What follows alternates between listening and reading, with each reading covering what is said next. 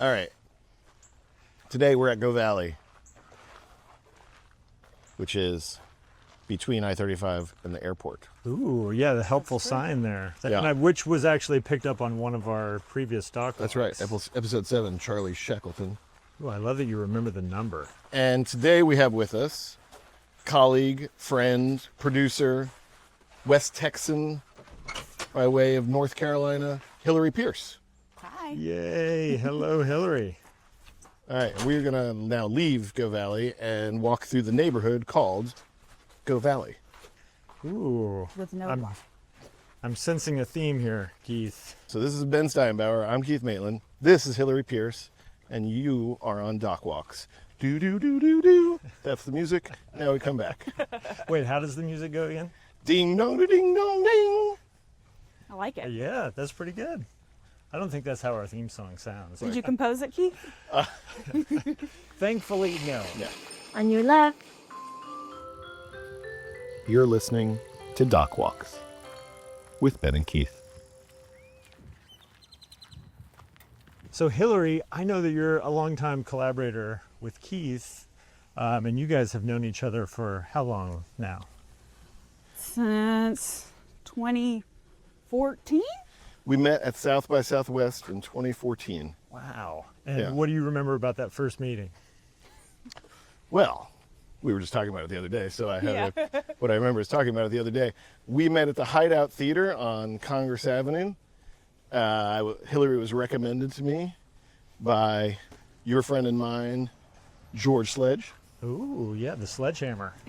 And so we met up during South by for a quick coffee, which turned into a good conversation, which turned into a trip together to the Paramount Theater to see Margaret Brown's Oil The spill. Oil Spill doc. Doc. And that was March of 2014. 2014. We were Let's just stop getting going. and Ben found a admire- butterfly. Yeah, this looks Nice. Oh, beautiful. pretty. Butterflies flying around right here.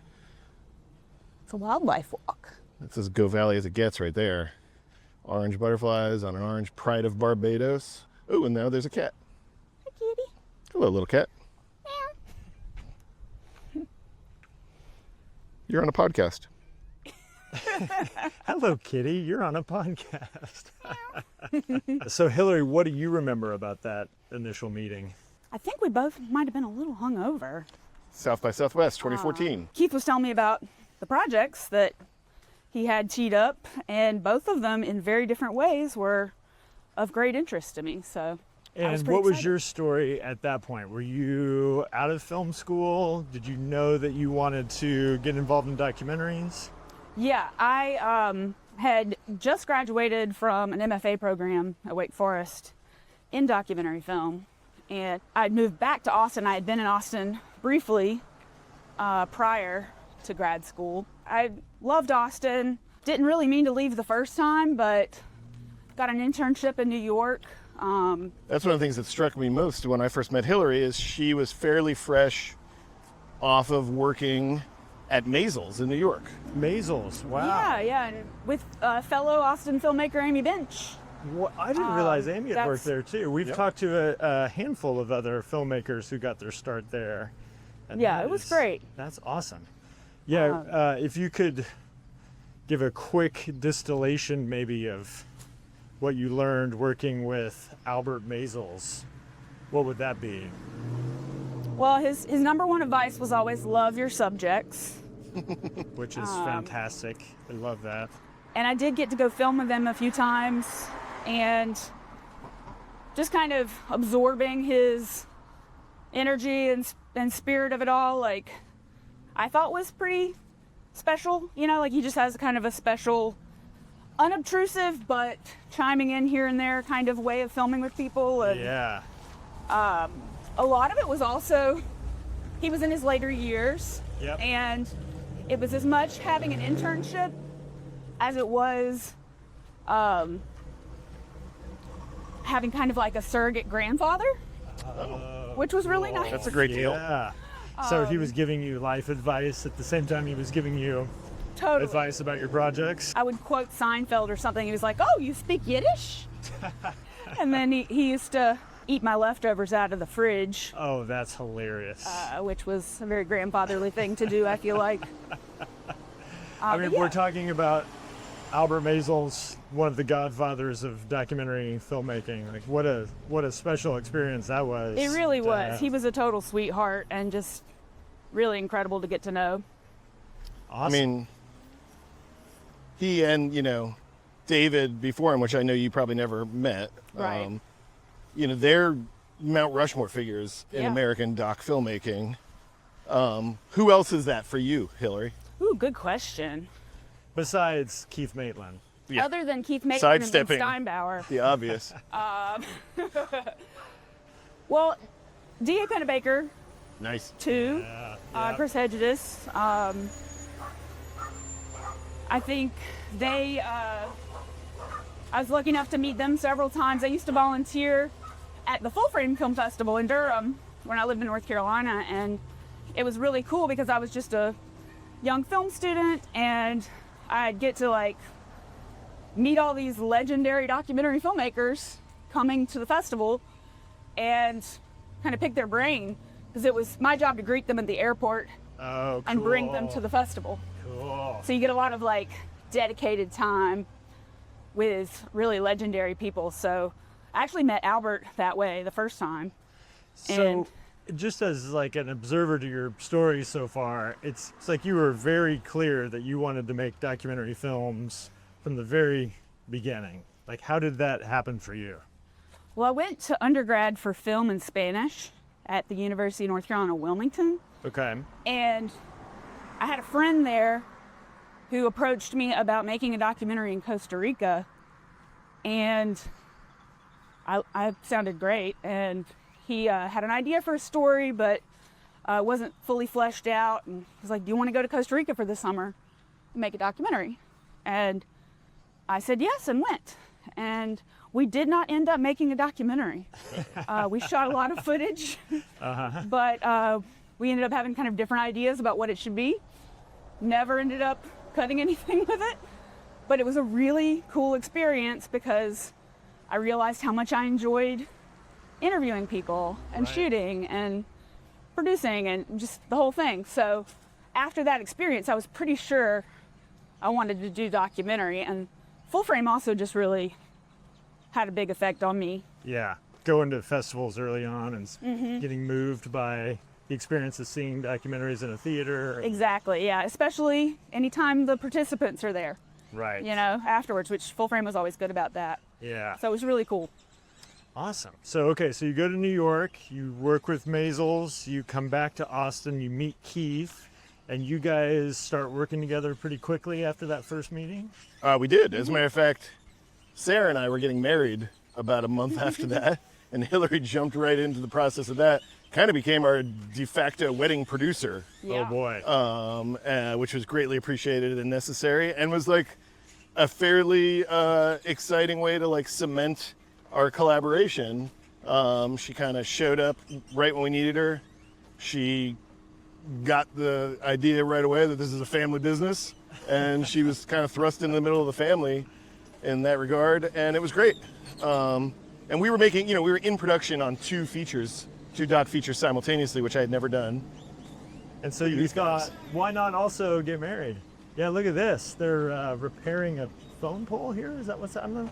I don't know. There's a lot of Austin energy. Always something exciting happening in Govalle. Hillary and I worked together for the next 2.5 years. And so that was Tower and Song for You. Wow. Two very exciting projects. Yeah, and very, very different, but really, I think a good matchup for making at the same time. So say more about that. How so? I mean, Tower could be heavy at times, and A Song for You was very light, a lot of filming music. Right. So it gave you kind of a break after some of the heavier stuff, but they were both so rewarding in different ways. It's a great pivot point to be able to go from, you know, mass murder to hanging out on the bus with Willie Nelson. Right. Like those are those two things serve each other very well.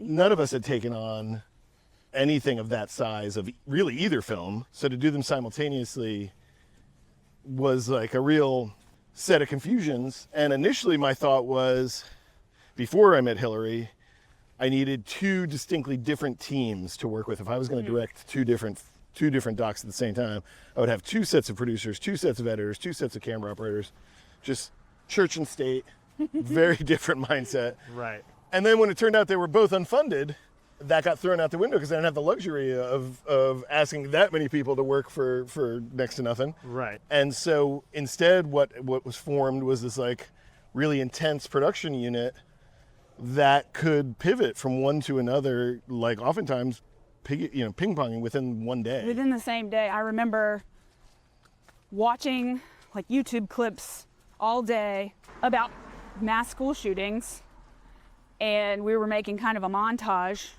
for Tower of those to kind of tie it to the current situation, and then wrapped that up at the office, and I think we went and filmed Beck.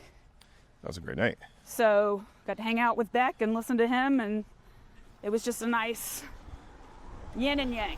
And weirdly, both of those scenes kind of play in the same moments of both movies. Oh, that's true. Both of those are like the post-climactic moment of each movie. Wow. That's true. Isn't that I hadn't thought about wild? How art imitates life and vice versa. That's really, that's amazing. So, but that, working at Govalle and working on those films isn't the totality of Hillary's experience at all. If anything, we were just one stop, I hope a significant one, but one stop on her journey.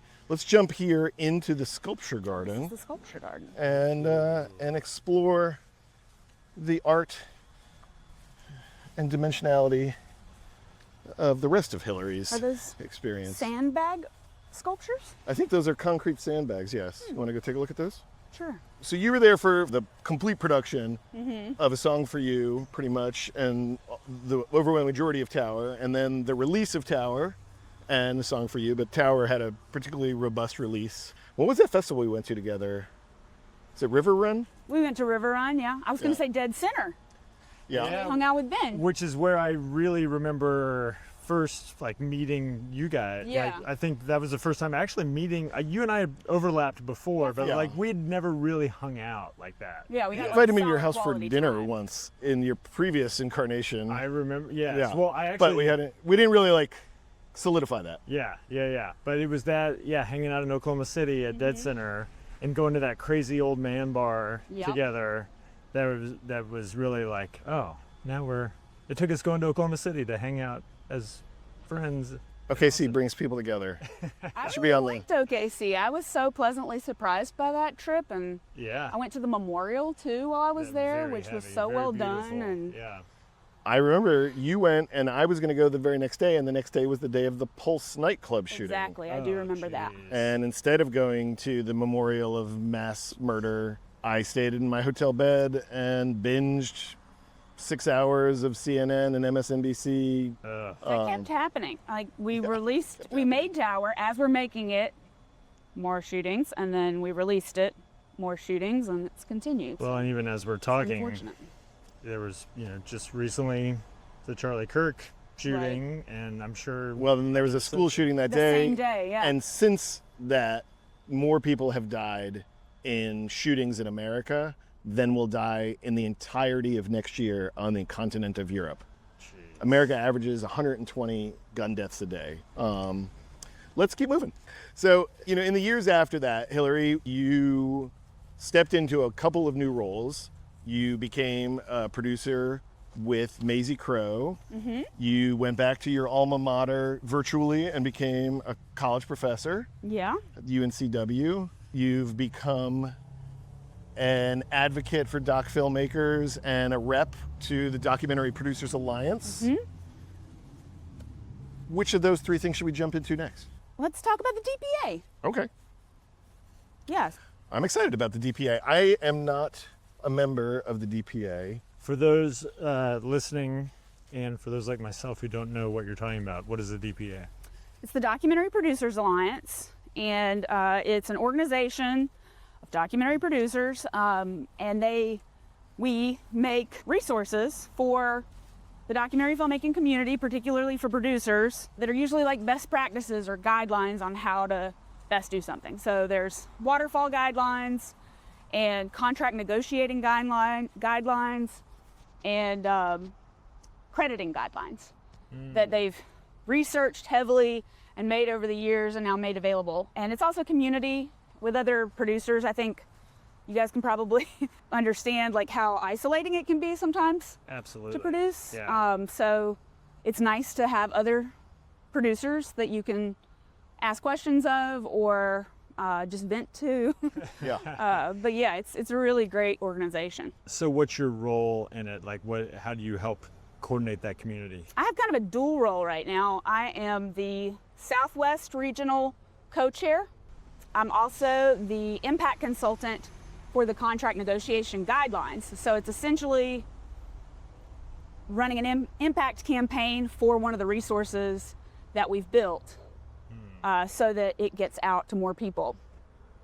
Cool. Right. How many people belong to the DPA? That's a good question. I actually don't know the membership number, but it's got to be high hundreds, if I had to guess. Yeah. Maybe over 1,000. I'm actually not even sure. Feels like it's missing two for Yeah, guys walking perhaps. around claiming to be documentary filmmakers, talking about the state of the industry. Yeah. We should, yes, Woefully under.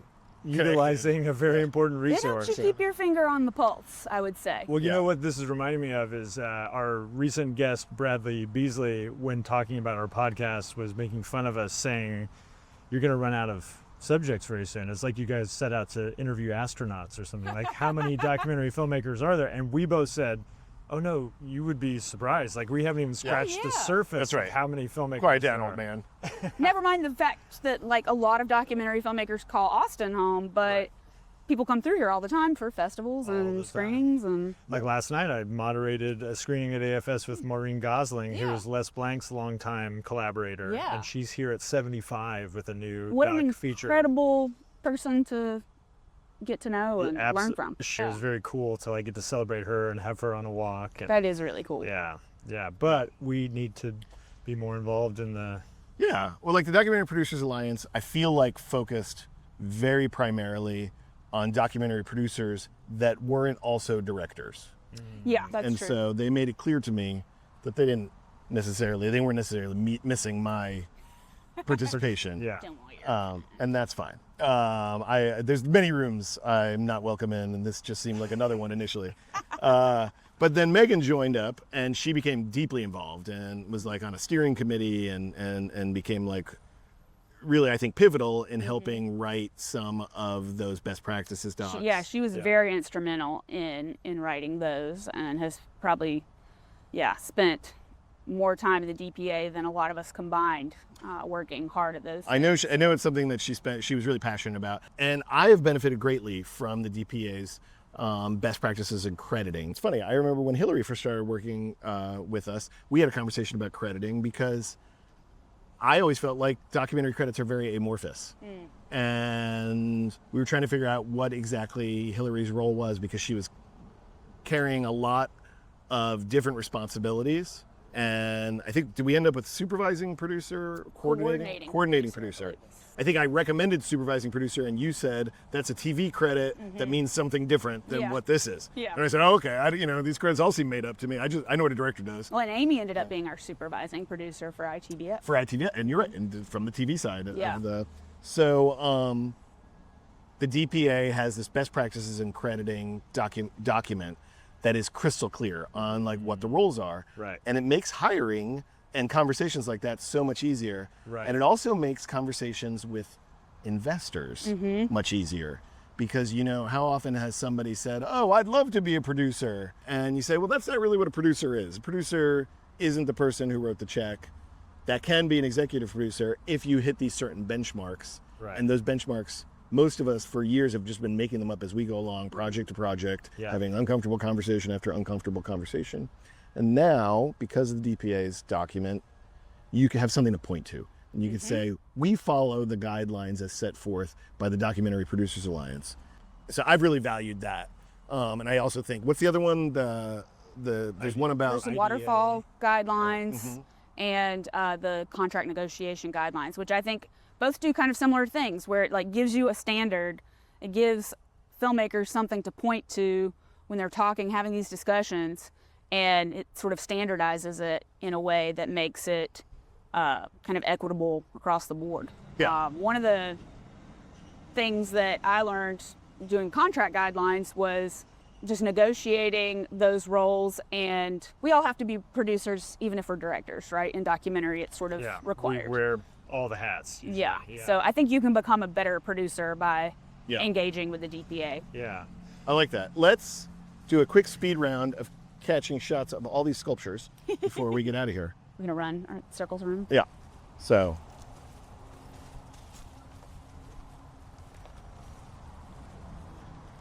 And not only is this a beautiful little sculpture garden, it's also a lovely pecan grove. And we're getting close to the time of year where the pecans are going to drop just in time for Thanksgiving and pecan pie. Most wonderful time of the year. Is that table a sculpture? Let's take a look. Art is all about creation and sometimes destruction, so That's so true. I think so. I'm not sure that's a sculpture. That might be the name of the episode. I'm not sure that's a sculpture. We have a lot of interesting sculptures in Marfa. Yeah, you do. So, okay, you now live in Marfa. So when did you leave Austin and why did you leave? I left Austin but didn't really intend to permanently leave Austin, and I haven't completely, but I did just get the urge to go out west during COVID. Oh, yeah, sure. I lived in Barton Hills, and when COVID hit, it seemed like everybody in Austin decided to go to Barton Hills to walk around and enjoy the park, and I felt really claustrophobic. And I'd spent a lot of time in West Texas making the River and the Wall, and just kind of always wanted to spend some more time out there. And it seemed like nothing mattered, and I wouldn't see many of my friends anytime soon anyway. Right. So I thought I'd give it a go. So I got a sublet and moved out there and called my friend Maisie Crow and told her I was coming because she was the only person I knew who lived in Marfa full time at the time. And she was like, oh, great, I need a producer. So it was kind of serendipitous. That sounds very serendipitous. So after you and Keith worked together on these two movies and you had this great experience of touring around the world with these films, where do you go next? I met Ben Masters through our mutual friend John Aldrich, who's an editor in town, a producer in town too. Okay. And he was just like, you guys like the same stuff, you should meet. Tell our listeners who Ben Masters is. Okay. Ben is a local Austin filmmaker, grew up in San Angelo and Amarillo, and had a really crazy idea to make a film with his college buddies. He was not a filmmaker at the time, and he made a film called Unbranded, where he traveled on wild Mustangs through public land from Mexico to Canada to explore wild horse issues, basically. He had a lot of success with that film, and kind of realized, I think, the power of filmmaking, documentary filmmaking, to bring attention to issues. And so that was kind of the concept behind The River and the Wall, was let's combine adventure with social issue and kind of maybe invite new people to the conversation. Awesome. Which I think we did. And so you met through this mutual friend, you guys got paired together, he pitched you the idea, and then where do you go from there as a doc producer? Like you meet somebody you want to work with, they've got a cool idea, what's the next step? Well, we started putting together some written materials, synopsis and a pitch deck and that sort of thing. Started fundraising right away, and the border wall conversation was really hot at the time, so we kind of wanted to make the film as quickly as possible to get it into the national conversations. We thought time was of the essence, and so we kind of set a production date as like a deadline for fundraising for enough for production, and said we're taking this trip no matter what, December 1st, and that's what we did. the deadline worked. We raised enough money to do at least that portion of production, and it was a wild ride. Literally. I'm going to interrupt here just to say we've walked behind the Austin Bouldering project through this like industrial landscape of broken glass and broken dreams. Yes. We're going to take it a step further and go here on this like weird path under Airport Boulevard to the right, which is then going to hook up with the actual path. But this is one of my like various like Places to get poison ivy. Tom Sawyer, Huck Finn, kind of like off the beaten path, Yeah. sort of like adventure walk spots. Okay. I'm going to let you lead. It feels a little stabby. Yeah, oh yeah, it's very stabby. There's also good street art on these panels back here. So HP, when you were making River in the Wall, you know, you started out, you had to fundraise, which we all do, but Ben's work and the work you guys did together is a little different than really anyone else I know's work, in that, look at this, I love this spot. Somebody's little art gallery that they've posted here. Oh, that's cool. Some more over there. And then it's just like such a great like little visual Oh, yeah. like scheme here under Airport Boulevard. I've never seen these big old piles of sandy loam, so I'm not sure what they're going to be doing here. There's some project about to kick off. Wasn't here, but do you remember the swing? Yes, that's under the 7th Street overpass. Yeah.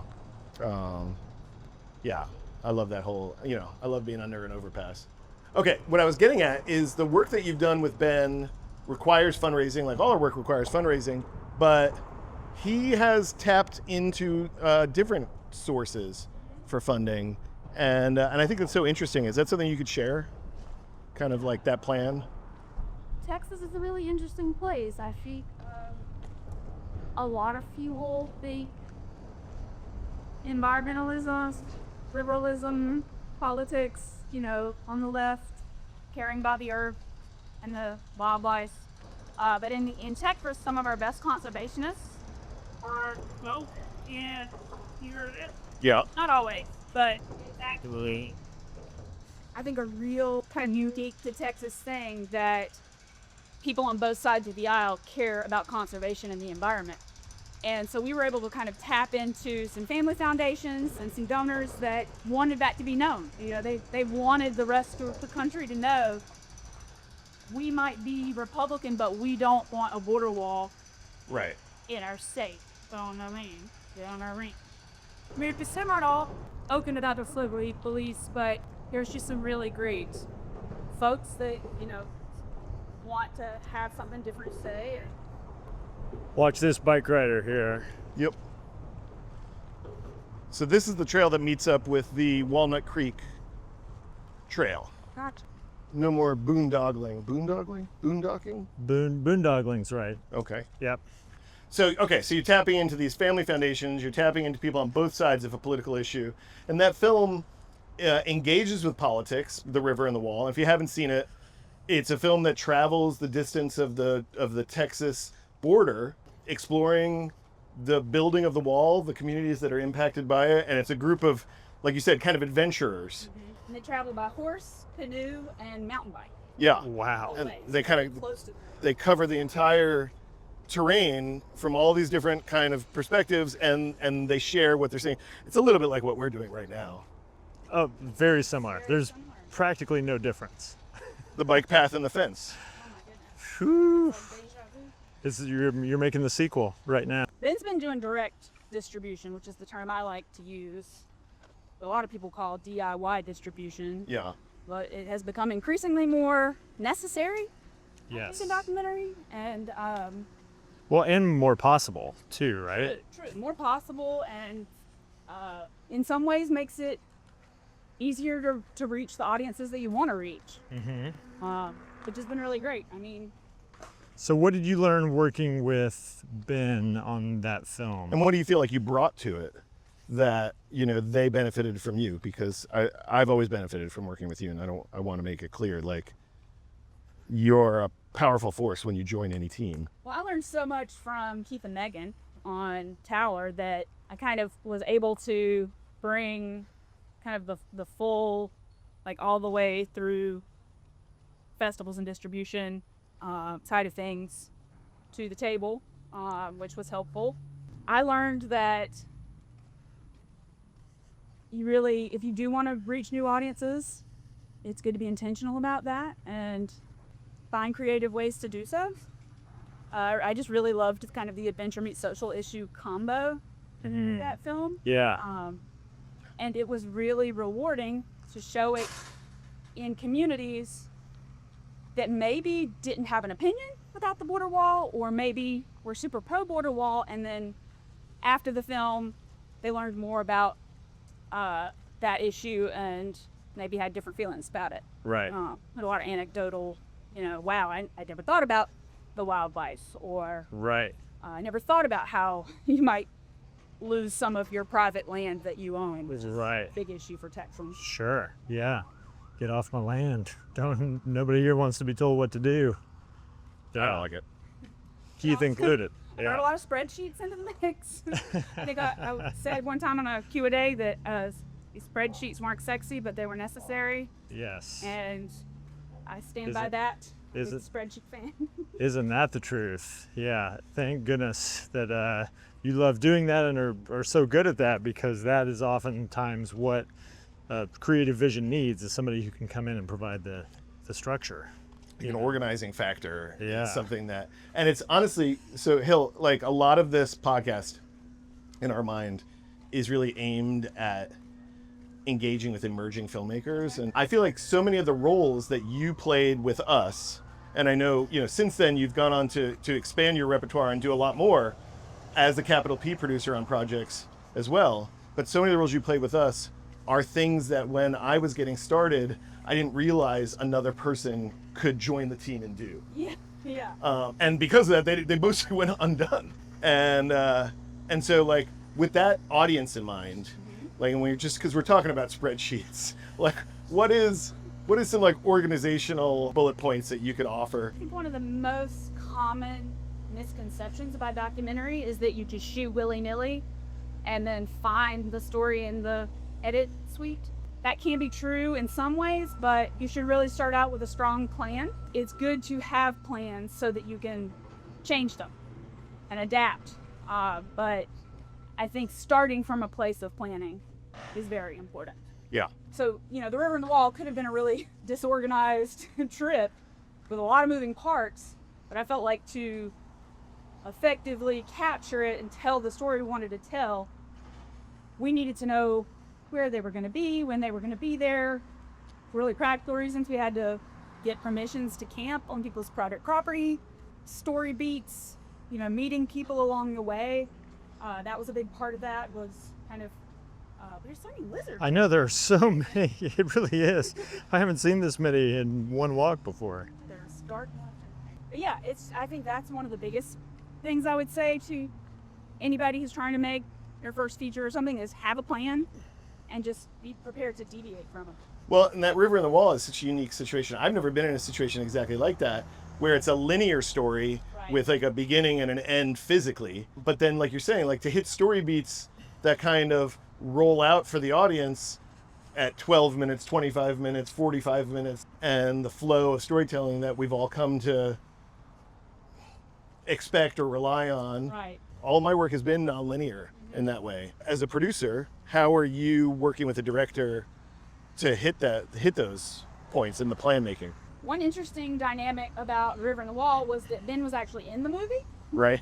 So he was in front of the camera, but he's also trying to direct. And sometimes that be at odds with one another. So I did kind of a lot of field producing and keeping everybody on the same page about where the story could be headed, and making sure we captured things that would effectively fill it out, because it was kind of a one and done, right? We weren't gonna do this trip again. It was a one long trip, and we had to get everything that we needed, for the most part, on that trip. So after River and the Wall is a huge success, what's next?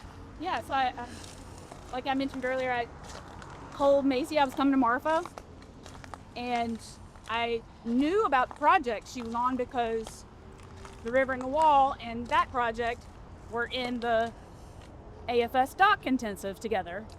And that's how Maisie and I met originally when I came.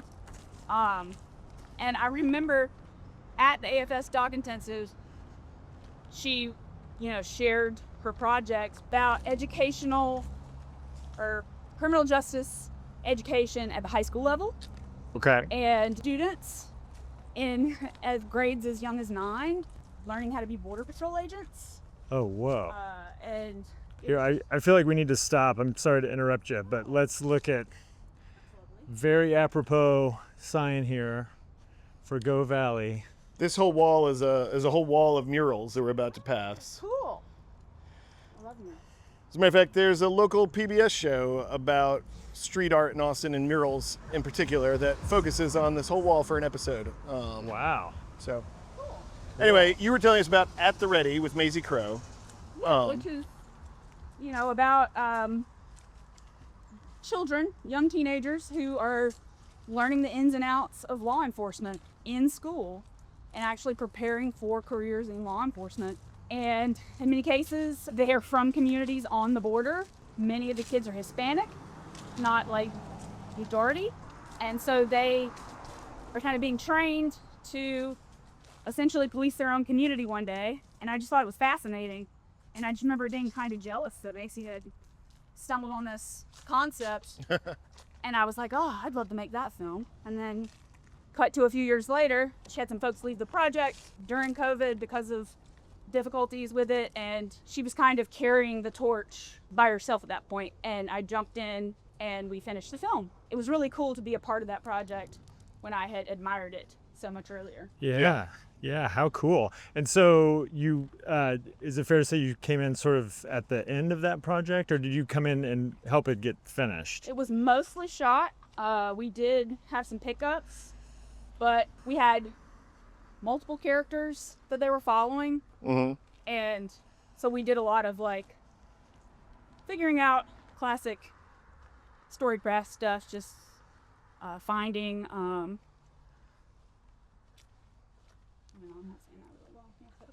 not saying that really well. Well, when does that film come out? It's been out. No, he means when did it come out? Yeah, sorry. When did that film come out? So that film premiered at Sundance in 2021, which was the virtual year. Oh, I'm sorry.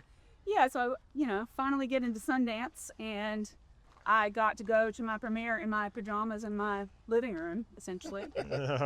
It was cool, but I don't think enough people saw that film because of when it came out. Right. And that was frustrating. Yeah. And I feel like we're remiss in not mentioning that we're recording on the day that the news came out that Robert Redford died. That's right. Oh. And he was such a pivotal person in the independent film scene here in the United States. And so maybe you could talk a little bit about what it was like for you to have a film go to Sundance. Was that your first one? That was my first film at Sundance, and what did it mean for you and for your career? And yeah, no, I mean, it is that benchmark. It is this thing that at least filmmakers of my time, I guess, I think things are changing. I'll be curious to see how Sundance does in Boulder. Right. It's kind of interesting that it's moving to Boulder just as Mr. Redford is passing, and it's clearly a shift. I'm glad that I got to go to Sundance when it was still in Park City and get a sense of what the festival was like there. Mm-hmm. I went the year at the end of our Tower festival run distribution, So Sundance 2017. yes. So I was glad that I got to go one time before it moved and before I had to film in it, just really understand the context of it all. To appreciate it, but yeah, I mean, he did so much for independent film creation. That festival has really driven so much of what we do. So it was really special. Yeah. even if it was virtual. Even if you were in your pajamas. Yeah, that's right. I'm curious, like when you look at everything that's changed, what do you think we should be doing as individuals, as individual creators, to be kind of taking advantage of this moment? What are you like seeing other people do, whether it's through your colleagues at Documentary Producers Alliance, other people living in Marfa? What are people doing and what can we be doing to kind of take advantage of this moment? I would say the state of the country mirrors the documentary industry right now, and that it feels sometimes like everything's burning down around us and we need to build it back. I think one of those things that I think has been really challenging but cool is direct distribution and like taking things more into your own hands. The classic model of premiering at a Sundance or a South by, having a splashy premiere, getting bought, and having a distributor take it from there. Yeah. Can sometimes be really disappointing. Yeah. Frankly. So how do you measure, like, what's the new measurements, right? Because it's like Ben said a few minutes ago, Sundance is like this thing that we've all been holding up as like this kind of arbiter of success as an indie. I don't like, and you kind of alluded to this, I don't know that that's still true. I don't know that it is either. I think it's already changed in the last few years. But I also don't even know that the festival model, any festival, is the answer when festivals were meant as a step to kind of launch you into the more lucrative means of distribution. And those lucrative means of distribution are no longer lucrative. And so now, like a festival step, speaking of steps, I think I've just taken us to a... We can get down there. All right. Oh, yeah, we can. Can you do it, Ben? Oh, I can do it. And so I think we're potentially rewriting like what the standards are. What does that mean? Kind of handling things yourself and planning for it. I think there was a time where people really shot for the moon, and if they didn't make it, they didn't have a backup plan. And it shouldn't be a backup plan, it should be an initial plan. Think about impact as a part of distributions, and it should be synergistic and it should support one another, kind of symbiotic, I think. But you get to have a say in who sees your film instead of just kind of blindly, giving it over to somebody who doesn't know the film as well as you do. Yeah. As somebody who does impact producing, somebody who is looking at direct distribution, and somebody who lives in kind of like not even a third place location, but a fourth or a fifth place location as far as like what people think of as a film hub or a center of industry. Yeah. You have to be creative when you live in a place like that. As you're like looking at this new direct distribution model, how are the forms changing and what kind of ideas do you have about short form, serial, shorts versus features? Like, are there new shapes that we should be looking at? Definitely.